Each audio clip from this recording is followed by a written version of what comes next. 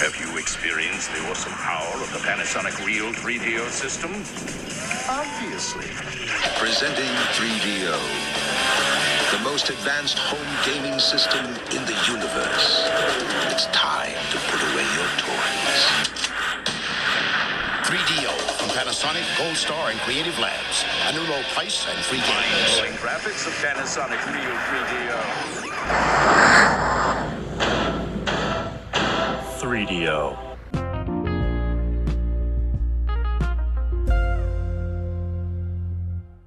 Hello, everybody, and welcome back to the 3DO Experience, the 3DO retrospective podcast where we talk about all things 3DO, the company, the console, and everything in between.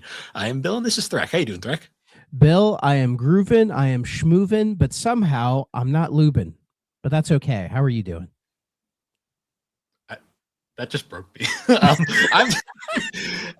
I'm doing okay. I didn't. That was not the response I was expecting. I was just like, my brain just like the buffering symbol just happened at during. Then I'm like, I was driving home and that just hit my brain. I'm like, I'm just going to use it.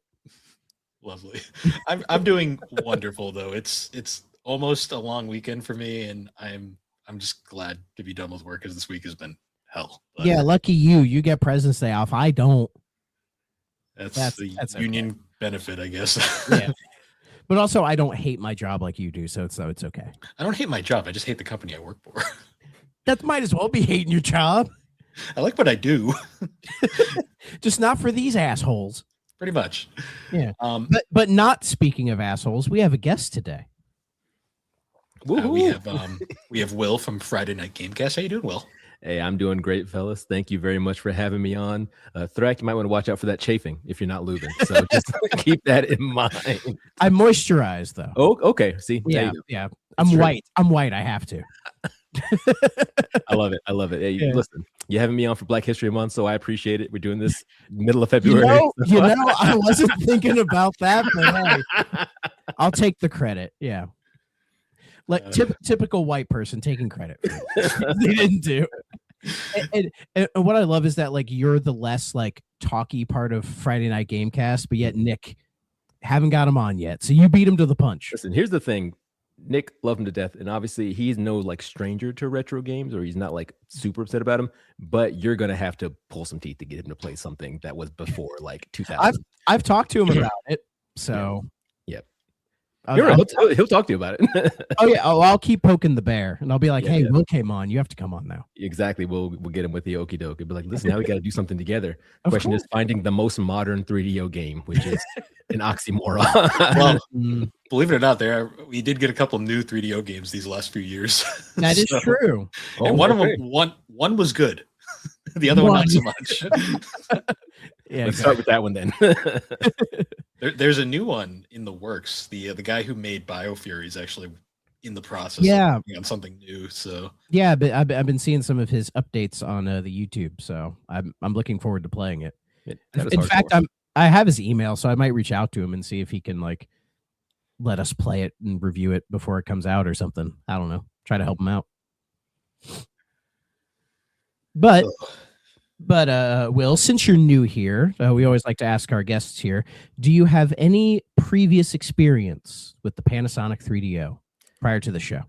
Well, with my limited knowledge of the 3DO, I went to Wikipedia and I looked up and down to make sure that I was right in what I assumed a 3DO was when we were first talking about this. It came out in October, in North America at least, of October of 1993. So at my 1 year old, I had very little experience when it first came out. it's okay. I wasn't alive. Neither was I.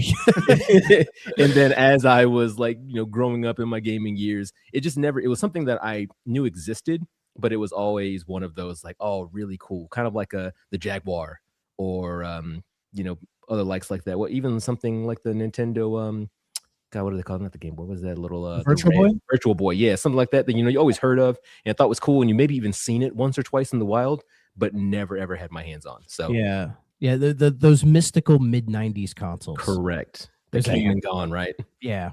Yeah, the 3DO is always the interesting one though, because it infamously had the giant game cases that like people always joke about being like, what shelf is this ever going to go on? And like The Time floor. Magazine gave it like product of the year. Like, what the hell, man? That's insane. Yeah, that's because of shoujo. Time Magazine, they just like to throw things out sometimes, right? Like, True. this is going to be the future. You're going to be playing the 3DO when your kids are growing up, and it's like, I guess technically, right? You said new games coming out, so I mean, some people, just not as many as they were thinking, I guess. Correct. To be fair to Time, though, not something I say often. When they made that claim, that was before the price was revealed. So, oh yeah, was it $6.99 when it first came out, right? Yep, $699 $699 US dollars. The price of consoles now, or at least they're getting there. But I mean, 3DO versus the PlayStation 5 Pro, it's like there's a little bit of differences aside from obviously the technology. But I'm just like, look at the games library, I would imagine then too, right? At least you can go back and play some of those PS4, PS2s, etc. You're getting a little bit of longevity out of it now. True. I can imagine, the $6.99 in 1993, your parents are working hard at their jobs, and you say, you know what I want for Christmas? This $700 brick to like them, because they get no other use out of it. It's not like you're not throwing your TVs into it. You can watch it. You can listen to your music CDs on it. And the best part, it only had one game at launch, and it wasn't good. That's what you call 3 confident. months. It was the one game. You know how confident you have to be to come out with a $700 console in 1993 with one game to be like, yeah, suck on that, Nintendo. Yeah, that was Sega. Yeah, to the point where they made fun of them in their famous ad where they threw them to the toy chest, being like, "Put away your baby toys. This is the future." It's a grown man's game right here. Basically, yeah. 3DO was one of those things where it was a really good idea that was very poorly executed. Yeah. Like companies later, like I think like Sony just did a better job with that idea. Yep. So the PlayStation is basically the 3DO if it was done well. That's kind of pretty much. That's 3DO if good. Pretty much. Yeah, that's why so many 3DO games got insta-ported to PS1 very early on. I like that insta-ported. Yeah, I like that's a good one. Go ahead and coin that, Bill. I like it. Trademark that. You get some money. It's really funny though. Like the majority of people we've asked what their first 3DO experience or what they knew of the 3DO, their general responses, this show or Wikipedia. Yeah. So yeah, we've had like out of all of our guests, maybe like 2 with past experience. Yeah, we have a recurring guest, Casey. He actually grew up with the 3DO, so he's kind of like our go-to for like really obscure stuff. And then I think Dre said he had seen one before. It's like from afar. It's like it was like at a friend's house, I think, back in the day. Gotcha. It's like, holy crap, they have one of these things. Yeah, that was like me with the Dreamcast. I was like, I never owned one, but I had a friend that had one, so I had to touch it, tangentially. Yeah, that was me with the original Xbox. Yeah, but I have one now, so it's all good. There you go. Yeah. So our game this week is Star Wars Rebel Assault. But before we get into that, we'll do our news roundup. This one might be a little longer because we have to talk about the partner showcase and the state of play. So, but like we'll start with the partner showcase because there wasn't as much to talk about, I think, compared to the state of play. Bill, do you have any highlights from the partner show? Not really, because I didn't watch it. Okay. Well, what stood out to me was there's this like 2-player anime 3D thing called Orbitals, which looks like the anime Japanese version of like It Takes Two and those kind of games. Looks neat. I think it's a Switch 2 exclusive coming out in the summer. There's a weird like stealth horror game coming called Tokyo Scramble that I guess has like online friend capabilities that looked kind of neat. They showed more of that Adventures of Elliot the Millennium Tales, which is that HD 2D action RPG thing, which looks cool. Okay. That did look good. The highlight for me was the Super Bomberman collection. Ooh. I remember that. I do remember that. Yes. I believe that's on everything. That came out like during the direct. I was like, it's out now or whatever. I still haven't bought it, but I really hate when they do these directs now and they're just like, it's out now. And I'm just like, I look at my wallet and I'm just like, well, you might as well have said it's out in a couple of weeks because I can't afford that right now. or the worst, you go to the eShop and it's just not there. You're like, what the fuck, man? Lies. Give it 2 They're hours. like, Give it 2 it's hours. out now in small print, only Yeah. for Switch 2. Yeah. So, we saw more Turok Origins, which looks interesting. I forgot they were rebooting Turok. To be Yeah. honest. Arcade Archives is doing Arcade Archives 2. And they're like bringing out like Rave Racer, which is like the Ridge Racer arcade only sequel or something like that. And they're doing like a console archive series with like, we have like Cool Borders and Ninja Gaiden 2 or whatever. So they're just doing more of that, which is neat, I guess. And that's really all that like stood out to me. Other than that, they're like, oh, here's like Resident Evil Requiem and we're porting Fallout 4 to Switch 2. And I'm like, I don't fucking care. Okay. I don't because I ain't playing these on Switch 2. So, I mean, it was okay, but it was, to me, it was kind of a big ball of nothing. Yeah, the Bomberman thing was really the only thing I was interested in. Yeah, I feel like if you're not a Switch only player and there's not a lot of first party announcements, it's like whatever, you know, like it's for a certain audience, right? So that was that. Get that out of the way. Let's talk about the state of play that happened like just a little bit ago. Well, it's still a little fresh, but Will, you said you saw it. What are your thoughts overall? Yep. I took a look. Overall, I was very happy with it. I mean, I am definitely more leaning towards Sony than I am the other consoles, not to be like a full-on pony about it, but you know, like my PlayStation, I like when they do well, because normally when they do well, then you're getting solid products overall. But I thought this one was better, definitely better than their last couple of like showcases. I agree. I kind of see some of the writing on the wall where it's like we're probably going to get another Soros showcase, which I don't hate, but I wasn't the biggest Returnal fan, so it's probably not going to be one that like I catch the full entirety of. But everything they showed, Soros looks cool overall. I really like some of the things they dropped there, like the new Castlevania. I thought it's going to be great. I love some Castlevania, so like I'm excited for the new Bloodstained this year. Oh, okay, it's Bloodstained. For a second, I was like, "Wait, are they doing a Castlevania?" No, they are. Well, they are doing a Castlevania. Are they? Okay. Yes. So there was a whole like Konami block right in the middle. Right. So it started with the official unveiling of Metal Gear Master Collection Volume 2, which is cool. MGS4, it's free. Finally free, yes. It's out of PS3. PS3 jail. Yes. Everyone can PS3 purgatory, as I like to call it. Yeah, and it's coming to everything: PlayStation, Xbox. Everybody finally gets to experience the greatest movie ever played. Yeah, pretty much. And it has the beast unit and climbing up not the ladder. Going through the microwave tunnel. The microwave, yeah. The Everyone ladder just got to taste the ladder in 3, so now they get to see tunnel. They get to see Mount Snakemore. I'm not going to give any context. You'll know when you see it. I have not beaten 4, but I have played 4 before, and it's like I just remember being like, when can I play this game? when you do play the game, it's amazing. It's fine. Yeah. It's fine. Yes. I'll tell you right now, too, Thrak, when you get to the end, because I don't want to spoil it for you, but it's Kojima, so you kind of know how it's going to end. It's going to be pretty sweet. The ending is phenomenal. It's completely insane. But it's phenomenal. Well, I was doing a little podcasting project called going through the Metal Gear games, but that's been on hold for like the better part of 2 years now for reasons I won't get into it. So it's one of those like, are we ever going to pick it up again? Because I was actually really excited to play through the entire series that way. So who knows? But I'm going to be buying this anyway, just for Metal Gear Solid 4. Yeah, Peace Walker's good. Yeah, Peace Walker's in there, but I already have the HD collection on the 360, and that's backwards compatible on the series. And that's basically the versions they've been using for like 2 and 3. So they'll probably use it for Peace Walker, but that's fine. But the coolest part for me is they have a Ghost Babbles here. Yeah. I was like, I forgot. Awesome. I keep forgetting that game exists.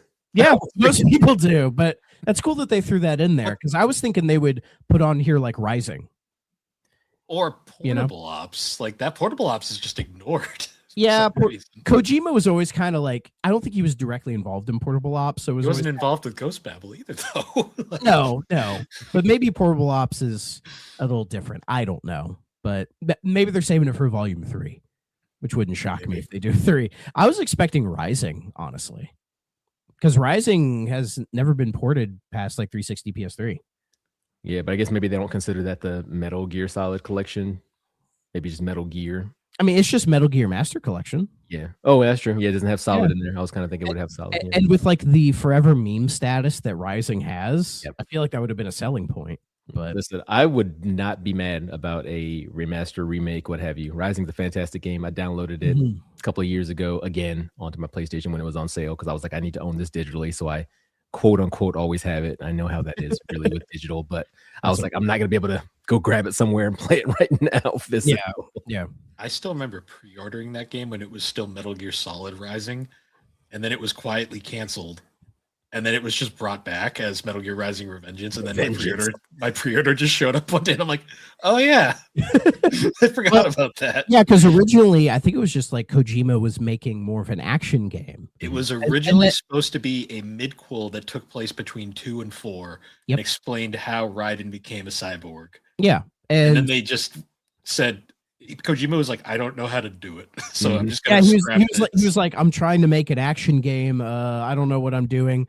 Bayonetta guys, Platinum. out here. Yeah. come here. They said, Yeah, Platinum said, don't worry, we got this. We got yeah, this. like this one, Platinum was at their peak too. Oh my goodness. Yeah, so Love they it, really love it they to really knocked it out of the park. So yeah, that's out August 27th. So right around my birthday too. How about that? Okay, nice. And then there's like they're doing another update to Volume 1 where they're just like up-resing everything. People had issues with it, so they're doing that. And also in the Konami block there was Silent Hill Townfall. Like, we're already getting a new Silent Hill game That's this year. exactly what I said. I said this is wild. And it's on Aperna, so it's a Western dev again. But it's like first person. It reminded me a little bit of Condemned. Yeah, from the bit I saw. Yeah. It looks interesting. It's out this year, so we'll see. trying to figure out- I still haven't played F yet. Yeah, I gotta get there. Yeah. I'm trying to figure out where this new Castlevania game takes place in the timeline. So yeah, it's called Castlevania Belmont's Curse. Mhm. It's coming out this year. It's being made by the guys who make Dead Cells. Okay. And I think it's more of like a search action-y type of game, like Aria of Sorrow and all that. It looks like it's around the Castlevania 3 time, because you're playing as Trevor. Okay. So it's probably capitalizing on the popularity of the anime, like however many years after it's been out. But hey, you get there eventually. Yep. Okay. So we're still waiting on the 1999 game. I see. It'll be a while. You'll be waiting forever on that one, unfortunately. Probably. Yeah. And that was like the majority of the stuff in the Konami block. Mhm. Outside of that, so let's see. We're getting a new Dead or Alive. Yeah, At so the very least, 4K boobies. They're getting Dead or Alive 6, and then they said they're also working on a new one. Yeah, so 6 is getting like a next gen upgrade, I think. Like the way they did with Virtua Fighter 5. I think they're doing the same thing to it. And yeah, we're getting a new Dead or Alive. Cool. I've never been the biggest Dead or Alive guy, but I think it was 2 on Dreamcast. And it's a fun game. 2's really good. Mhm. Great fighting. Mhm. The fighting is all you have good. to say about it, huh? The fighting is good. The fighting is good. There is a reason to play it. oh yeah, as far as like fighting games go, it's very like Virtua Fighter influenced, I think. Yes. That type of combat. Though I preferred in Virtua Fighter, but I'd see why people would prefer to look at Dead or Alive. Yeah. Only thing that gets me bad about the Dead or Alive series, because me and a couple of friends actually, we were hanging out and playing hardcore a couple of weeks ago. And yeah, it's one of those things where it is fun to fight and play, but as soon as one of your friends learns how to do the reversal system better than everyone else, they become a monster. Like it's impossible to deal with them. I'm like, I just want to fight and press buttons. They say, nope, I'm breaking your leg for half your life because you decided to jab. Like this is why it's like playing fighting games casually is so difficult. Yep. Because there's always that one asshole who knows how to play and beat everybody. And it's like, dude, we're just trying to have some fun. Can you calm down? And then he gets all sweaty. It's like He says winning is fun. this is why nobody likes you. It's like when you're at like a casual party and like someone's like, let's play Smash Brothers, and then you start it up and they're like, turn all the items off. I'm like, oh, so you just no. want to play Street No. Fighter, okay? All items off. You Final kick them out. destination only. Yeah. Yeah, basically, and I'm just like, okay, so you guys don't actually want to have fun, I see. And then I'm like, I'm good. Smash players are never about having fun. Okay, that's just the truth. But yeah, new Dead or Alive, sure, why not? Mhm. I'm down with that. I'm just looking at the list here because a friend of mine sent me everything to see what really stuck out. We got more gameplay for Control Resonant, like actual gameplay, and oh, it looks so good. Will, do you like? Are you in the Control camp, Will? Me and Nick, our very first review for the podcast was Control. Ooh. So yeah, it's one of those games that I love. Me completely. too. I love it. Played through that game. Like I normally don't replay games like that, and I've actually platinumed that game. I think technically twice because I played the Ultimate Edition later on Hell yeah. PlayStation, and then I went through more recently last year when we did. Was it last year or year before last? We did another review for it over on the Tales from the Backlog, and I got the 1,000 in the Xbox version. Like I can't get enough of that game. I love it. Yeah. I've only played through it once, but I absolutely loved it when I played through it so much that I think I played through it on Game Pass, and then I was like, "Fuck it, I'm buying this game." So I just bought it. Support Remedy, yes. Yes, yeah. Oh, I'm Remedy pilled. I Awesome. love it. about everything that they've done. The collection was a big thing. We'll get to that. I'm not done with Control yet. But yeah, Control Resonant, like the new, it looks good. It's definitely more RPG oriented, which I'm a little not too sure about, but we'll see. Because I think the RPG elements in Control was kind of the weakest part, but hopefully they've fixed it. Yeah, I just see a little Devil May Control, and I'm just like, this looks sweet to me. Like, oh yeah, it looks great, and somehow it's coming out this year. Like that blows. Let's hope. My mind. Let's hope. No, they keep saying, and I've heard like rumors that it's gonna be like Q2, so like maybe summer. Okay, That'd be a good summer game. But yeah, I've been wanting to replay Control for a while, and now I'm like, okay, I need to get on it and get it done and clean up the achievements that I missed. So excited for that. And yes, the Rayman 30th anniversary edition, it is real. Despite all the weird stuff going tomorrow? on. It's out now. Okay. I love that it's a collection that just has like 6 versions of the same fucking game. Yeah. Hey, I'm not complaining. I love me some Rayman. I mean, see, I love me some Rayman 2, but Rayman 1, that is a... Yeah. People are going to play this game and be like, why is it so hard? Because nobody ever plays past like the 3rd level. Yeah. See, what I think is fun is it has the Jaguar version, which is super interesting because people will play that and be like, it's just like PlayStation, but the music is crap. Oh, no. Yeah, pretty much. Because it's using the Jaguar. Well, it's cool in a nostalgic way, but like when you compare it to the PlayStation soundtrack, it's like, why is it so MIDI? Yeah. So for those who don't know, because this year's the 30th anniversary of Rayman, and there's been some rumors about what they're doing. And this is one of them, I guess. They're doing it with digital clips. So it's like it has like the documentary footage in there and some of the cleanup stuff. And yeah, it has the PS1 version, the DOS version, the Jaguar version, the GBA version, and the Game Boy Color version of Rayman, and the unreleased Super Nintendo prototype. They cleaned it up and made it ready to play, which is nice, really cool, actually. That's going to be honestly the highlight of buying this collection right there. Yeah. So and like normal, it has all of the behind the scenes stuff that Digital Eclipse is known for. Like they get the original creators to come in and talk about the game and everything. And like when I got the Mortal Kombat collection, the documentary was the best part of that. Like getting new interviews with Boone and Tobias about the history was watching that whole thing was great. I fell in love with it. And yeah, this is out. It's either out right now or it's out tomorrow. I forget. Digitally, physically, it's out in like June. So if you want to give Limited Run Games some of your money for a collection that you don't get in 6 months, where the fuck is Bubsy? Sorry, it's still not there. No, I ordered the physical copy of the Bubsy collection in August. I still don't have it. Oh, that's brutal. You just want that Gold X sword pin, don't you? Yes, but well, like for the joke, I was like, "Oh, let me get a physical copy." And I've emailed them multiple times saying, "Where the fuck is this thing?" And they're like, "We'll get there." You fucking ass. How hard is it to print an Xbox disc? The only reason to get that collection is the fact that 3D has proper controls now, and I'm just like, this is gonna be so weird to play. Well, and I'm gonna be making content with that collection as well. So fair. Eventually, but yeah, the Rayman thing, it's either out today or tomorrow, and it's $20. I'm like, you know what? I think I'm just gonna buy it. Why not? Considering Rayman generally on most of those systems goes for more than $20, that's a good deal. True. Yeah.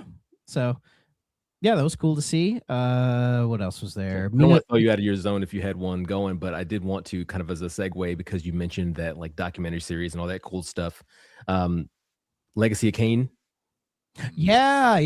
Defiance Remastered. Yeah. And what really like got me because it's like, oh, Defiance Remastered sounds cool. I'd love to go check it out. They were like, oh, it's also going to include a playable demo of the not released sequel to Defiance, and I was like, They did what now? The sequel that like got announced and then quietly canceled, and Legacy of Kain fans have been like just like staring at it like, I said, but where is it? Give me it. And they're like, oh yeah, we're gonna include it in this new remaster as like a playable demo. So I'm gonna be like, either A, hopefully it gets enough sales and people talk about it enough where we could a couple years down the line see a nice little revitalization of Legacy of Kain, because I love that series and I thought that's where they were gonna go. Was it last year when they had the Soul remaster? Reaper 1 and 2? Yeah. Yeah, I feel like they're trying to do something with bringing that series back. they really don't. Is it want to Digital do it. Eclipse doing these again? It was what now? Is it Digital Eclipse doing these, or I believe it is. Let me see. I didn't know if on my list they had. I was just laughing. I'm like, they really don't want to redo the Blood Omen games, particularly Blood Omen 2, because that game is rough. yeah? I will say I do not really have experience with these games, so I don't have much to say. Soul Reaver 1 is one of those games that like you kind of had to be there, Oh, because yeah. coming back to it now, it is rough, but it's still impressive, like especially the load times, because there is none. So Yeah. that's nice to say. Well, That's PS1, right? Yes, although I play it on the Dreamcast because it's basically the PC port. Gotcha. Yeah, that looks cool as well. Let's see what else. Oh, we saw some gameplay of the Star Wars Galactic Racer game. True. It's good which timing. that does look sick. I'm looking forward to giving that a shot. Hmm. I guess Saber Interactive's doing a John Wick game, and it's not a tactics game. It looks more like yeah. This looks more like a modern Max Payne Stranglehold, which is what they should have did with John Wick in the first place. It makes all the sense in the world. Can you imagine just Stranglehold with a John Wick skin? Oh, that'd be so sweet. I mean, it'd be better than what we got. Shit. No, sorry. I was not a big fan of Stranglehold. Replaying that game now. Yeah, replaying it now, I'm sure I would It's have so- my goggles would have to be on. Yeah. As a kid, Max Payne has aged a lot better. Yeah. So I just remember jumping onto the carts and rolling down on the cart and shooting people. And he was like, "This is the best game ever made by human hands." exactly. Let's see, what else did we get? They showed more Marathon. Yeah, it's Cool. Marathon. It's Marathon. Yeah, they showed more Saros, more Tokon Fighting Souls. Oh, so the big stuff is at the very end where they're doing the God of War trilogy remake. Which, Sure. Sure. yeah, I'll buy it. I'm not mad at it, but I'm curious because like what are they like? Is it gonna be are they taking these games and making them like the modern ones? Because they shouldn't do that. shouldn't. I hope they don't do that, because I that agree, would they should kind not of. do that. And is it going to be like one big thing, or are they going to do the FF7 remake where it's like 3 separate entities? Where I think with God of War you can get away with that. It was 3 separate games. Mhm. So they didn't really say much other than that. Oh, we're doing it, and we're bringing back the original actor, because everybody got pissed when they learned we just kind of let him go. Yeah. And then they announced also like a 2D game called God of War Sons of Sparta, just like a 2D platformer. The graphics don't look great though. Yeah. It looks kind of. I hope. Yeah, it's available now, so you can go check it out, see if it's any good. I hope it plays well. Yeah. But like it looks like a mobile game. You know, like that kind of animation. That's the feel I got from it. Nick Reminds started me of playing that- it a little bit. He said it was pretty good so far, but he'd only been Good. 5 Okay. minutes or so after the show ended. So Fair enough. And yeah, that was really everything that stuck out to me. If you have anything else more, just wasn't anything new, but I know we were talking about Instaports earlier, Bill, and yeah, Death Stranding 2 PC next month. So Yep. if you were waiting and you thought it was going to take a year, congratulations. It's a little bit less than that for you. People ready for Kojima? I mean, maybe it'll come to Xbox sooner than one did. It's true. So Possible. I still need to play one on there. I have it, but I just haven't gotten around to it. And then So- Kenna, no love for Kenna. I don't know if either of y'all played Bridge of Spirits. Oh, I did. I actually did play through Kenna and beat it, and it was fine. I didn't love it, but I liked it. It was a solid game. And yeah, I see it's getting a sequel this year, which is cool. It's on my backlog. I hope to get to it at some point. Yeah, I put like maybe 10-ish hours into it. Yeah, so it's not a huge commitment, which is nice. No. But yeah, I started playing it in 25, And I was like, okay, it's a Pixar game, so let me check it out. And I was like, oh, this is much darker than I realized. Story-wise, Yeah, and the combat's a little bit less forgiving than I assumed too. So I was pleasantly surprised. When you hear like Souls Light, it's like like a little bit, but it's not the same. But you can tell they're going for that kind of a thing. So, that was pretty much it. Outside of that, we got new Nintendo music. Oh, we did. We did. Well, we did get some Game Boy games added to the NSO library. Balloon Kid, an underrated game, by the way, where they take Balloon Fight and make it a platformer. It's really good. Check it out. And then Yoshi, the Yoshi puzzle game, because why not? And then I saw this and I thought it was interesting. This will be the last thing, and that is apparently Limited Run is delisting the Jurassic Park collection at the end of March. Yeah, they must have lost their rights, I guess. They had to be. They didn't say why or anything. They just said it'll no longer be available to purchase. But if you've already purchased it, you're fine, physically or digitally. So basically, when I see it hit sale again, they'll probably put it on sale one more time before they delist it. I'll grab it just to have it. So, I know we said last one. Don't want to take too much time. I know we're letting this run along a little bit, but I just want to I would be remiss if I didn't at least bring up during that state of play. I don't know if you saw the Project Windless, where you're just the large chicken with a sword. I did not see that. I saw that and I went, okay.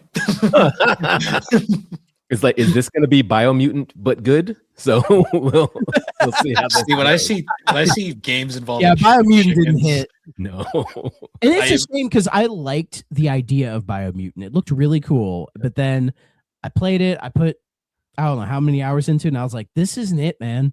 Yeah, it just doesn't do it for me, See, like when I see like games with like chickens, I immediately think like Mort the Chicken on PS1, which is a game, or the Chicken Run game, which is just Metal Gear Solid. So yeah.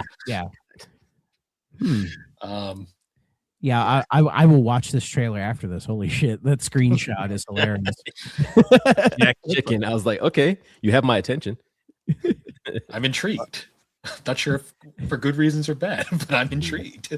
Well, actually, I need to say what Dave said when he sent this to me. He said, Project Windless, a Muso ? Game featuring Buff Foghorn Leghorn, Fogsword Legsword, based off of a book, apparently. Sure. Yeah. Thank you, Dave. So, so new Nintendo music. What did we get this time? We had said last week was Tamagotchi Life, right? I believe so, yeah. We talked about it. So we got, Paper Mario, the Origami King. Oh, okay. A solid game. I'll take it. It was very much a game that came out and then went away very fast. I beat that whole thing. I did too, and I was like, oh, good. They're actually remembering RPGs exist again. If only that battle system was better. Yeah. I mean, at least we got the 1,000-Year Door remake, so. Much better, yeah. Did you play Origami King, Will? I haven't played Origami King, but I have played 1,000-Year Door. Do they play similar to each other? Or? No.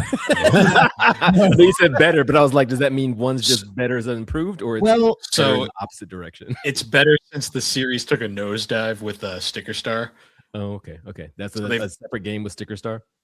Sticker Star was the 3DS game that was really bad. Okay. And then they did Color Splash on Wii U, which is a little better, and then Origami King, which is a little better. They've been gradually being like, oh yeah, this series was an RPG. Yeah, they're gradually getting back to like, oh, we should just do an RPG. And it's like, yeah. I feel like this series has to have the award for most non-similar subtitles. These is 1,000-Year Door, Sticker Star, Color Splash, and the Origami King. Don't forget Super Paper Mario.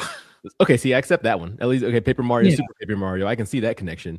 The other ones, I can't do my 7 degrees of Kevin Bacon. I can't make those fit. See, the Mario and the Luigi series is arguably even more bizarre because that's like Superstar Saga, Partners in Time, Bowser's Inside Story, Dream Team, Paper Jam, which is a Paper Mario Luigi collab. Okay. Yeah. And then the best ones though are like Superstar Saga plus Bowser's Minions. Right, we're going full Capcom. Yep. And then Bowser's Inside Story plus Bowser Jr.'s Journey, and then the newest one is Brothership. Okay. Which I'm told is not great. It's fine. Super Mario Bros. Revengeance. I'm like, all right, let's play this. I'd play that. Featuring Dante from the Devil May Cry series. Yes, I love the little sticker. Yeah. But if you have the means to check out Super Paper Mario, it's actually like pretty solid. Is that on the 3DS or what's That's that? on the Wii. That's was the the Wii Wii one. Old school Wii. Is it on the store? The Nintendo store? Do they have the Wii games on Nintendo store yet? No, I think that one's unfortunately stuck in Wii purgatory. Yeah, right now. it's stuck on the Wii purgatory. Though apparently the rumor is they're going to be adding Wii to Nintendo Classics. So Okay, that'd be nice. If I see it's not a huge deal. All I gotta do is throw up like a SOS into the Facebook marketplace. Everybody and their mother bought a Wii, so there's a million out there just in someone's attic, just hanging out. yeah, exactly. So Super Paper Mario might have the best storyline in a Mario RPG, depending on who you ask. It's really good, yeah. And it's not like a traditional RPG, it's just like a platformer, but it's like a platformer RPG. It's kind of weird. Okay. But it's not bad. It's not bad at all. Gotcha. But yeah, the rumor is right now is that I guess NSO is going to be getting Wii, DS, and Sega CD. Ooh, Sega Still don't CD. know how. Sega CD would be I'm fun. down for Sega CD. Yeah, give me Sewer Shark all day. We will be playing that on 3DO because it did get a port. Okay. Forward to it. I'll give Nick a tap. I'll be like, listen, we got to get Sewer Shark. Yes. So, all right. I think we've talked about that shit enough. Let's talk about Star Wars Rebel Assault, shall we? Released November 25th, 1993 on DOS. I don't have the exact year it came to 3DO. It must have been like 94, 95. It was. They don't give a date. Oh, thank you, Wikipedia. So it's described as a rail shooter video game, the first CD-ROM only game to be published by LucasArts. And you follow a young pilot named Rookie One as they are trained by and subsequently fight for the Rebel Alliance in the Galactic Civil War. Yeah, this game takes place essentially during the events of A New Hope while Luke and everyone's doing whatever. Although there is a Hoth sequence, because of course there is, because every Star Wars game needs a Hoth sequence. Oh, yes. I just like that it's also alternate timeline. It's like it takes place during it, and they have the FMVs from the actual movie, which I was pretty impressed by when I saw that. I was like, okay, neat. Like even still there, getting those in. Yeah, they'll show little clips from the movies, and then there'll be stills, and then they like cut out their mouths so they can like say new dialogue. A very old thing. I was about to say like MTV style back in the day. Oh yeah. Like I just love the alternate realities. We talked about the Hoth being there, but then also you're flying through at the Death Star, and I'm just like, I don't think that's necessarily how that played out. Yeah. I love the acting in this game. It is so cheesy in the best way possible. It's so cheesy, but it's Star Wars, so it's fine. Exactly. It kind of fits. It's like a fan parody of Star Wars, to be honest. Like the acting is so wooden, but you in that a drink for that way. fancy flying. And I was like, okay. In fact, the guy that like you're hearing over the intercom during the initial training sequence, like on Tatooine or whatever, I believe that guy's voice is used in the Rogue Squadron games because it sounded very familiar to me. Because what I was thinking with this game is it's very influenced by the original Star Wars arcade, like the old Vectrex game from like 1980 or whatever, right? Feels like it for sure. Yeah. And I think this game in that path was like then became a huge influence on what became the Rogue Squadron games. Because when you're doing this initial, I forget the name of that ship that you're in where you're on Tatooine just like shooting shit or whatever. I'm like, this reminds me of the training sequence in, I believe it's Rogue Squadron 3. Okay. Where you're in Tatooine, you're in that same ship and you're just, shooting shit. So it feels like it's on that trajectory of like, Star Wars flying games. Yep. I will say one point of humor I had in this game that was like weirdly funny to me for like the best reason was there's that brief cutscene after you finish training where you're like just like you're at like a bar just like drinking with like one of your trainers and like you're just chatting. They're like, oh yeah, you're almost ready to get out there on your own. And all of a sudden like an alarm goes off and like she just straight up takes the drink, just downs, and she's like, let's go. I'm just like, oh, get out of here. She's ready. You've never done that before? Not before I'm about to drive. It's not driving; it's flying. Yeah, exactly. That's worse. It's in a 3D space. They're trained. They're fine. Because one of the things I noticed too before, like getting into the gameplay and everything, I wanted to play with some of the options. I always like seeing in older games too, like how limited the options were. It's like maybe you can turn on subtitles, and then you can play with the gamma occasionally, but that's like the extent for most of them, right? But seeing this one, I don't know if either of y'all tweaked it or not, but you can choose between the rookie one being female or male, which I was like, oh, that's always fun. I feel like that was fresh for 1993. I was like, that had to be one of the earlier games that did something like that. Yeah. I think there were like RPGs back then that you could do that with, but it was probably more like tied to like your specific class. Like this is a female class. Yep. Like you get this body type for this weapon or what have you. But even like this game, they had completely different voices. Like they had different VA for the female rookie one versus the male rookie one. I was like, oh, okay. Like they actually did a little something work with it. So I was pretty impressed with that. And then there was one of the training missions where they're like, what shall we call you? And you're like, it's like, sir. And they're like, okay, cool. Let's keep it going. That's fine. Let's keep it easy peasy. That way we don't have to do too many extra lines. Yeah. Go ahead. I was gonna say we don't have to pay them an extra 5 cents for this line. So I got to ask you guys, how did you play this game as far as the controls are concerned? Did you keyboard it, use a mouse, joystick? What did we use? Yeah, I did mouse and keyboard. I mean, it was kind of brutal. I'm not gonna lie. So I played a couple versions of this. I played the Steam version. I just used mouse and keyboard because that was just the easiest. I got the 4DO 3DO version to work. I also used mouse and keyboard for that one. It kind of worked. Okay. I also, for the hell of it, I booted up the Sega CD version. I actually used a controller for that one. That was the controller, yeah. It worked about as well as you could have expected on Sega CDs.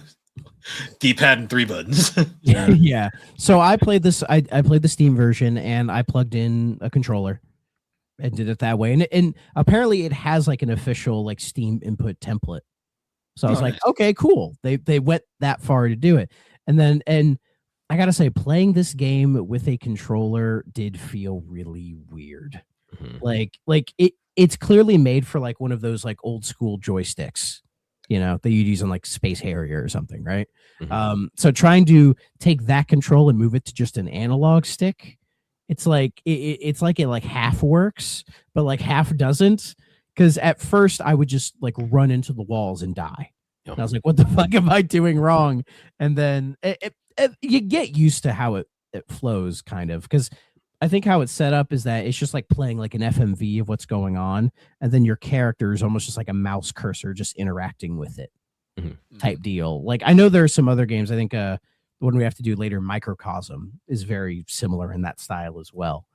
So, and it just felt really weird, but I eventually figured it out. But man, did I get frustrated playing this game a couple times. It's weird because the game kind of switches between like 3 different gameplay styles. There's the rail shooting, space, very Panzer Dragoon-esque at times, like rail shooting. Like bad Panzer Dragoon. Yeah, not great. Not good. Yep. No. Kind of on par with that weird space shooter we played earlier on the 3D. Oh, Starblade? Yes. A worse looking Starblade, yeah, I guess. Well, Starblade was like the Namco one, right? Starblade's the one that looked really good, but was clearly not designed for a controller. Yeah, it was the arcade game. Or even like Shockwave to a degree. Kind of reminded me of Shockwave a little bit. I think Shockwave was a little better than this, though. Shockwave looked better and was more properly designed. But I do see the comparison. I do. This was very clear. Flying Nightmares, maybe. Well, the only difference is I knew how to take off in this game. It was on rails. Yeah, Flying Nightmares has one. We're just naming games. Will has no idea what we're talking about. Nope, I'm like, I've heard those words before. Yeah. So just a little backtrack to our Flying Nightmares episode. Flying Nightmares is like a flight sim with one of the most overly complicated takeoff sequences in a fucking video game. Yeah. A flight sim on the 3DO sounds like a nightmare. It was a PC port. A lot of okay. like if you ever played Top Gun on the NES, imagine that but worse. I have not, so I cannot imagine it. But it got anything like a Microsoft Simulator. I've played like some of the older versions of Flight Sim. I'll say those aren't as bad. Okay. Yeah. Like the taking off in the plane there's like a whole checklist system you have to go through, and then once you finally get to start the plane, you're most likely gonna just drive into the ocean because you still don't know what to do. Once you get in the air, it's like the most boring thing ever. Yeah, it's like it's fine. So you do all that effort just to be like, great. You're like, oh, there's a cloud. Oh, there's a guy. My first experience with flying nightmares was literally flying directly into the water. Be like, what did I do? Drowned. I died. Yeah. Sinking. Definitely a flying nightmare. More like a sinking nightmare. I flew for a minute. But Rebel Assault thankfully doesn't make you do that. It's just here you go, do your thing. Go ahead. The other gameplays are there's like it's like almost like a light gun shooter, like on foot light gun shooting segments, which are fun. The whole segment, that was wild. And then cool.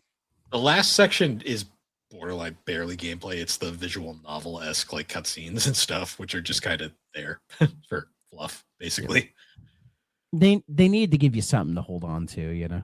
They're not as fun as like say Wing Commander, where like those are the best parts of the game. Yeah. And that has Luke Skywalker in it too. Yeah. So it's a surprisingly complex game, but it's also very basic feeling at the same time. I feel like this is a game that in like 1993, this is like, holy shit, revolutionary, right? Because there's a lot of things it does that feels very new for its time, and trying to like, you know, blend maybe some genres together and kind of push things forward. Because that's really what like the history of Star Wars games have been, which is like take pre-existing genres, try to like blend them together or put the Star Wars spin on it, and somehow that kind of pushes gaming forward, you know? Like you look at games like KOTOR, for example. True. Or even say like Fallen Order, which I think, you know, blends a bunch of different game types together and pumps out a really fantastic game. See, I loved these old Star Wars games though, just because they would always like find ways to just like stick them somewhere in the canon that like wouldn't affect anything, but would also kind of flesh it out at the same time. Because I think Disney Star Wars was something different. Yeah, they would just shove anything in there. Yeah, because this was when I don't think the EU was coined yet, expanded universe yet.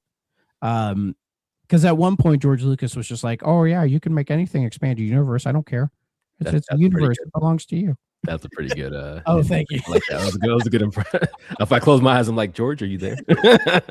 Special effects is a tool. But it was that era, and I miss this like pre-Disney era Star Wars where people were just doing whatever, and it's just like, yeah, it's in there. Who cares? It's canon. Well, why not? Pre-Disney Star Wars, the thing that made it so wonderful was the fact that we didn't get Star Wars all the time. Like we got a movie like once every blue moon, and then we'd get like these random game spin-offs, and it'd be like that would just like that would like scratch that itch that like you didn't have. But now we get Star Wars every other week. So. Novels, comics, TV shows, you know, like they went crazy on it, but it felt like there was more, I don't know, I hate to use this term, but I feel like there was more respect on the Star Wars IP back then as well. Because, you know, Disney just has a habit of writing anything into the ground. Yeah. And they're going to milk it dry and then throw it away when they're done. Yeah, because like the only people who give a shit about Star Wars these days are us. Like people like us, you know, like, and even then both of us are bigger Trek fans. As I've aged, I've become more of a Trek guy because it just, when you mature, it makes. Well, but say when you become more mature, you put away your childish things. Yeah, exactly. Put away the baby toy lightsabers. Now it's like the man phasers. You put away the baby toys. And you start drinking Earl Grey. Hot. So no more green milk for me. You can have as much green milk as you want. Prune juice, warriors drink. Anyway, but yeah, I mean, this game, it's not great, but I have respect for it. Mm-hmm. You know, it was that era where, because people forget how big a game studio LucasArts was. True. Like, yeah. Because like when I was doing the research for this, I'm like, oh yeah, let's look at the developer. I'm like, oh wait, it's LucasArts. I think we all know about LucasArts. Oh yeah, everything. Put on Monkey Island. I love it. Monkey Island. The first couple Tim Schafer games. True. Oh, yeah, I forgot they did the first few Tim Schafers before yeah. Double Fine. Yeah, Full Yeah. Throttle, Grim Fandango. I love Grim Fandango. We were just talking about that like a month ago. Love that one. Oh yeah, I love that game. Full Throttle. That is a game that is like underrated because I like finally got around to sit down and play that, and I was like, this game's really fun. And It's it's just the like, remaster was terrible though. So Yeah. I wanted to get the remaster and be like, oh nice, I can play like a newer ish looking version. And then everyone said, don't. Stay away. Yeah, it happens unfortunately. But yeah, I still thought this game was like, pretty neat, pretty interesting. It's very much a relic of its time. True. But I feel like with Star Wars games, I'm usually more forgiving on the older ones because it's just interesting to see that history, of where they're going at this time.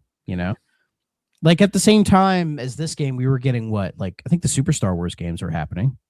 Those were happening. Let me look at LucasArts real quick. It's like, I know 'cause, like, Shadows of the Empire had to be later because I feel like this. yeah, that was like 96, Empire 97. just has some DNA in it. Yeah, like Dark Forces was like 95, I think. So, and to me, that's when they start getting really good. Oh yeah, Dark Forces is good. Yeah, You got to get that remaster as well. That came out like 2 years ago at this point. I think it's on sale right now, but I'm gonna spend that money on Rayman. Rex, stop. My wallet. Just like Bill was saying, my wallet. Well, because by this point I'm there making was money again, and it's like, dude, save it. Stop spending. by this point there was the Star Wars arcade game. Oh yeah, that thing's awesome. Super Star Wars was out. Mm-hmm. There was that lovely Star Wars game on Famicom, with Scorpion Vader. Oh yeah. I'm not familiar with that one. Wow. Oh yeah. That game had a Game Gear port. Did it really? Yeah. There were 2 Star Wars Game Gear games. There was that, like a port of like the NES, or not the Famicom version, but the NES one that was made by JVC, like on Game Gear, and then a port of Super Return of the Jedi, because that got a Game Boy port as well. So they just threw it on Game Gear, and honestly, it's really good.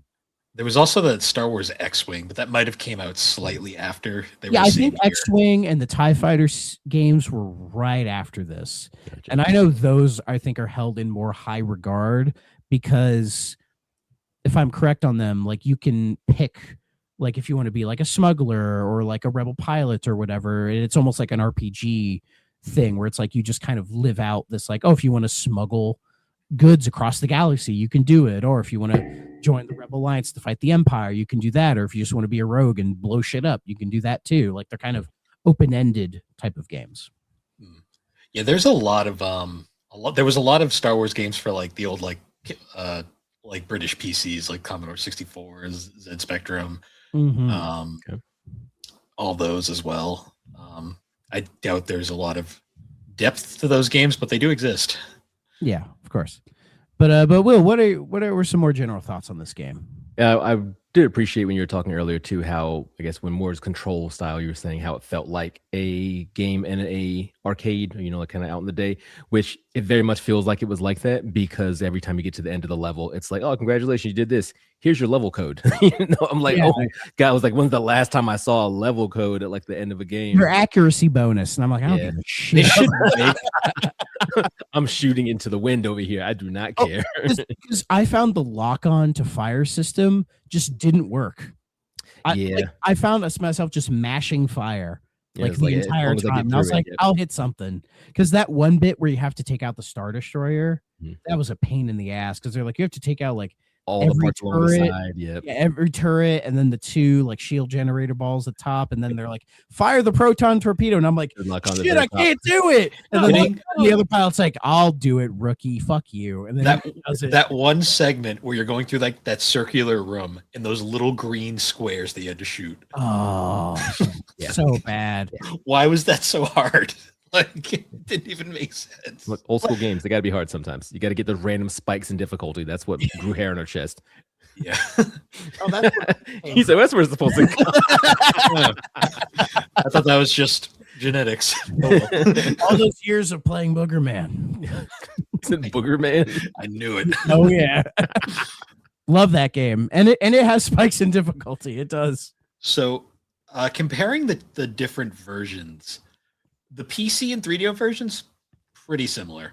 Yeah. like the DOS in the 3DO version. I feel like this was like a big game on Sega CD back in the day.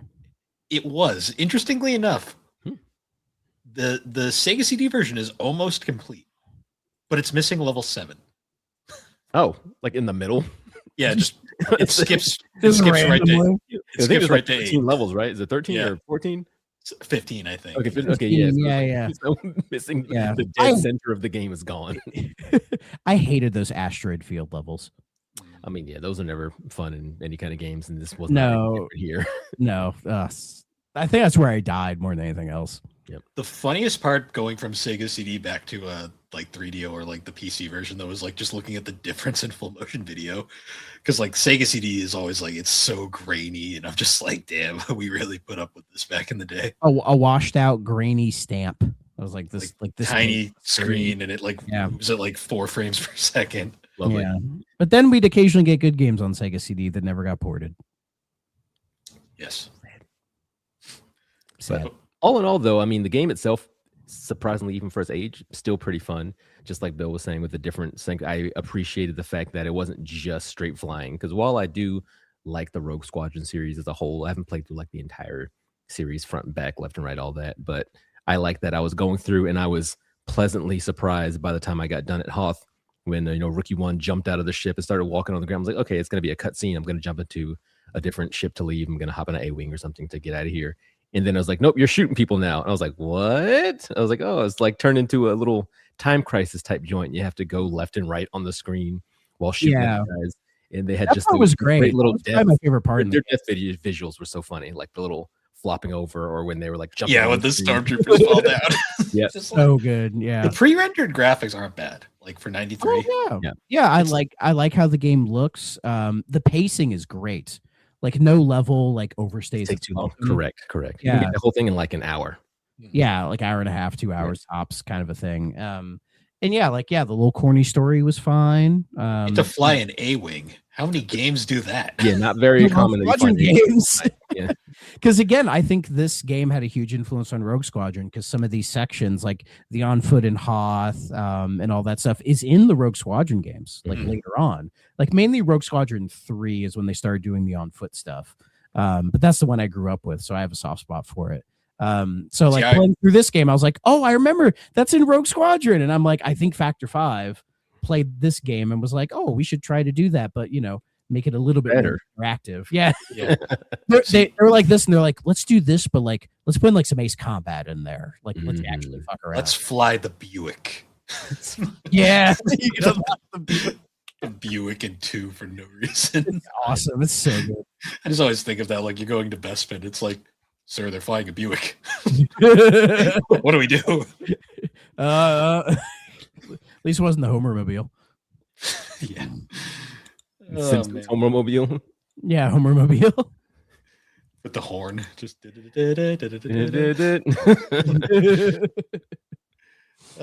what'd you think of the music? It has the John Williams score. Yeah, I was about to Great say, like, score. it's What can I Star Wars say? music. It's one of those things where I almost feel bad because it's, well, I'm 33, so I've heard Star Wars music from the womb at this point, and it's like, it was good, but maybe it's just because of it being like in the older system and the older kind of style. It's not like it necessarily jumped out. I recognized it immediately as Star Wars music, and it was solid, but I wasn't, getting anything extra out of it because I can't tell. Did they effectively just rip the music like straight from the movie? They didn't really add any flourishes or anything. To my knowledge. I think so. So Michael Land and Peter McConnell are listed as composers. Yep, they did a good John Williams impression, I guess. So maybe they arranged. It says here they're known for like their work at LucasArts. Well, I know Peter McConnell mostly because he did the Sly Cooper games from 2 onward. Yeah. Oh, nice. That's a good call. Good stuff. And he did Psychonauts apparently. So I he must have soundtrack. That's a good probably worked with Tim Schafer. Yeah. So it all kind of comes together. Mm-hmm. Apparently they also did the music for Return to Monkey Island. Oh, nice. Just a couple years ago, so they're still involved. And yeah, maybe it was a case of they used as much of the John Williams score as they could, that they probably ripped it from the movie and compressed it, because of how the space they had at the time. Yep. And then they added in some original music that sounds kind of like it. So, looking at the reception for the game, mostly positive. Like, it was generally seen as a commercial hit. Reviews for the time, pretty positive. Next Generation gave it a 2 out of 5 stars for the 3DO version. It was generally positive, like this 2-star review I found. I think that was just because Next Generation just hated everything with 3DO for some reason. Because it wasn't next gen, dude. Edge gave it a 5 out of 10 on PC. Now that's edgy. Yeah, super edgy. Looking at some of like the stuff, like for the 3DO version of the game, GamePro gave a somewhat more positive review, praising the audio and awesome graphics in quotation marks. Awesome. I think for its time, they were pretty. I'm sure they were pretty good. Yeah. Yeah, I do love the following sentence though, but once again concluded that the controls all but ruined the game. It is its biggest flaw, unfortunately. Yeah. It's definitely a game that was designed for either an arcade or a PC setup. Yeah, I tried playing it with a mouse, and it was like, no, this is not happening. Yeah, that's what I was saying when I played the keyboard and mouse. I was like, this is it's a lot. It's kind of hard to get through, but like I said, for some reason, at least on my end, while the gameplay was a little bit hard to kind of swallow, that wasn't my favorite part of it. Just kind of experiencing and like those fun FMV videos in between everything was cool. For sure. Apparently, it was also runner-up for Computer Gaming World's Action Game of the Year award, losing to Prince of Persia 2. That's a fair loss. Sure. I like how it's just some random award from like some magazine that probably doesn't exist anymore. No, definitely does not exist anymore.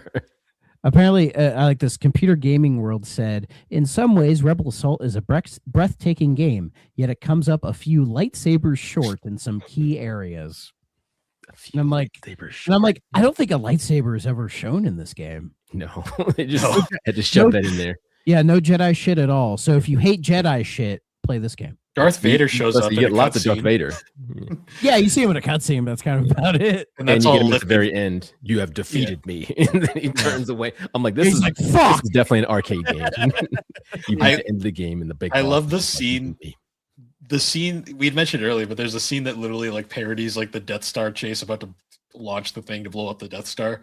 And they have the same thing where you get rescued like right at the end before you get shot down by Darth Vader. And they just replaced Han Solo with some random dude. Just a random dude in the A-Wing. Just a random guy. Han Holo. Might as well. Like, what is this? Yes. The alternate reality is very fun. I loved at the end too when you, as Rookie 1, get to be a part of the like Yavin award ceremony. Yeah. So like, they show everybody up there and it's kind of grainy in the background, right? But then it shows Rookie 1 walking by themselves like down the aisle, and they're just like jauntily strutting down the aisle. Yeah. He's like, this is my first day on the job. This is great. Straight up. My fan theory here is that these happened simultaneously with what happened in the movie. There was just 2 exhaust ports on the opposite sides of the Death Star, and secretly you stole Luke's kill.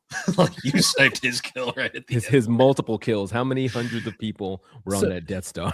Fair. So the Force was used for nothing. Old Ben died for nothing. Literally, I was about to say, I was like, that means Rookie 1 has to be stronger than Luke. He was able to make the shot, or she was able to make the shot. Give them no the force. Take them to Dagobah. Yeah. This game did get a sequel. It did. Yes. Did any of you mess with it? I have not. I did not. Okay, I have it on PlayStation. I didn't either. So maybe we should revisit it in the future. Why not? Not a bad idea. Yeah. So I will ask now. We do this for every one of our episodes. We have a little segment called "Must Play, Okay, Stay Away," where we essentially give our personal ranking on the game from those 3 options. I'd say it's an okay. Like, I don't think this is a must-play game by any means, but I'd give this is definitely like probably like one of the better okays we've done for the system. I'd give it like an okay with an exclamation point. Like, it's okay, like maybe back in the day, if all you had was a 3DO, I would say, yeah, you should get this, dude. Mhm. You know, or if it's on Steam for like $3, sure, go for it, dog. But when it comes to like the pantheon of Star Wars games, of which there are aplenty, this is. Would this be in the good half or the bad half? I think this is like in the good half, but in like the lower good half, you know, like near that middle point. It's in the forgettable good half. Yeah. Yeah. I was like, it's either forgettable good half, or if it is in the bad half, then it's like top of the bit. Like, you know, it's the kernel of corn on top of the poop pile. Right? Yeah. It's right up there. It's the best bad Star Wars game. It's one of those ones that people know about. Like, it's not like Star Wars Bounty Hunter or like Jedi, where it's like they're these games that like most people. I like Bounty Hunter though. Or what's that? The fighting game, the Star Wars fighting game. Oh, Masters of Ozzy. Yeah, that's down in the bad section along Yeah, with Star Wars that's near the Episode bottom 1. of the pile. Yeah, right with those like Atari Star Wars games. Oh god. See, if I was gonna say like if there was like a mid category, that would easily be Star Wars Episode 3: Revenge of the Sith, where it's like I want to replay the that PS2 game version. so bad. that game. No, that's the- mid to you. No.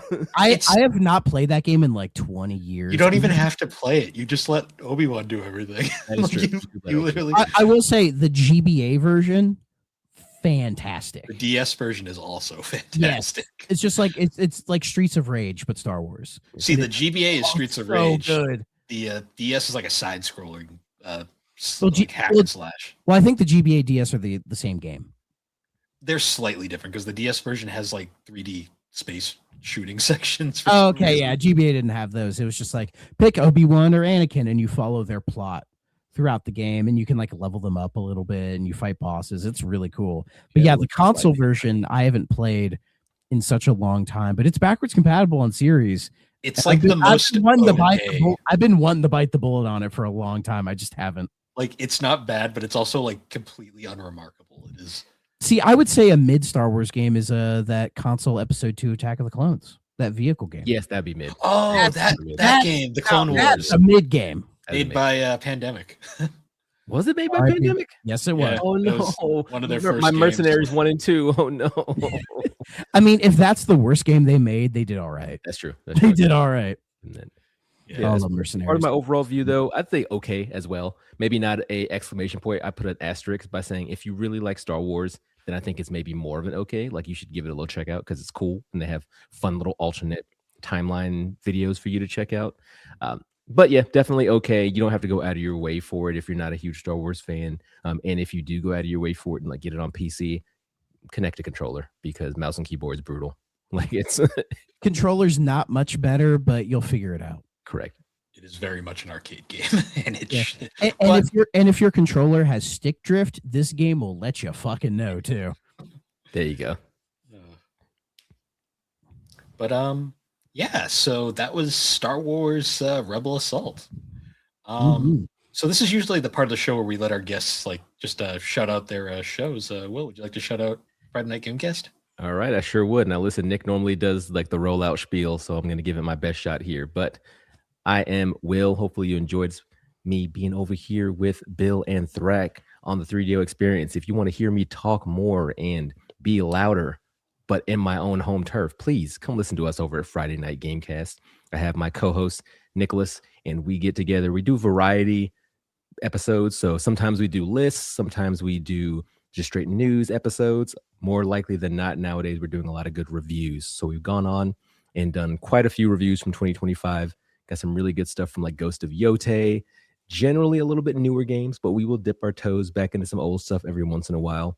One of the more recent episodes that we've done, which may be out by the time you're listening to this, is our 2025 roundup, where we go back and kind of look for all of our Game of the Year 2025 categories, nominees, etc. And then we also play and talk about a couple of the games from before 2025 that we thought were really, really good. Spoilers, Alan Wake 2 was fantastic. We both got to it in 2025 and it was a great game. So Hell yeah. give us a listen out there. You can find us on any podcast kind of catcher that you have. Amazon podcast. Amazon has a podcast thing, right? Amazon podcast. Probably. Yep. Probably. Apple, Did you- Spotify, all that good stuff. Do you guys see Netflix has podcasts now? we will be on Netflix then too as well. So if you want, I just got like a random ad for that watching YouTube the other day. I'm like, oh god, are they like do they want me to made watch by it on TV? Netflix or I don't know. I didn't look into it. I just saw that and went skip. Sounds about right. And of course, we're all on the Superpod Network as well. Yeah, Indeed. Find us in that Yeah. fun little. Yep. So wherever you're listening to this, you can go look up Friday Night Gamecast, and they're right there. There you go. Nice. And I'd say with that, Will, thank you for joining us. This was an awesome time getting to talk about this old Star Wars game that's held up better than I expected in a lot of ways. Oh, for sure. Yes. Thank you so much for coming on. Hey, it was all mine. Pleasure is all mine. I appreciate it, fellas. Looking forward to the next one. See if I can drag Nick onto that one too. Yeah. Nice. But with that, everybody, once again, thank you for joining us on the 3DO Experience. You can find 3DO Experience all the podcasting platforms, Superpod Network. Check it out along with all the other awesome creators over there. And Thrak, I believe you just put out the new Thrak Ops. Yes, Thrak Ops 11. Out of all the trials and tribulations, it is now out. So go listen to it. It's about Black Ops 2. It was a longer episode than I anticipated, but there's a lot more depth and complexity to Black Ops 2 than I think people would realize. So go check that out. The next one, Ghosts, it's going to be a while. I'm going to put the show on a teeny bit of a break just because playing all these Call of Duty games back to back can burn you out a little bit. So I'm going to chill, but we will be back with Ghosts hopefully sometime in March. So I may or may not have a guest for that, depending. Nice. Otherwise, it'll just be me seeing ghosts, unlike Sam Darnold. I'm going to. And I just wanted to shout out last week, me and Thrak were on Still Loading Podcast. We were talking about James Bond, Everything or Nothing. Yes. Don't skip out on that because me and Josh just go ham on our Bond knowledge. I was there. Those in the background watching it go back and forth like, yeah. I showed up. Words. Yeah. That's the best way to describe that episode. And I like Goldfinger. Oh, man. Man, Josh is going to hate when I give him my extensive notes on his ranking of all the movies. I forgot about that. Well, I still need to listen to that. Anyway. Nice. But anyways, guys, once again, thank you for joining us, and we will see you all later. Bye-bye. Deuces. If you're not playing on a 3DO system,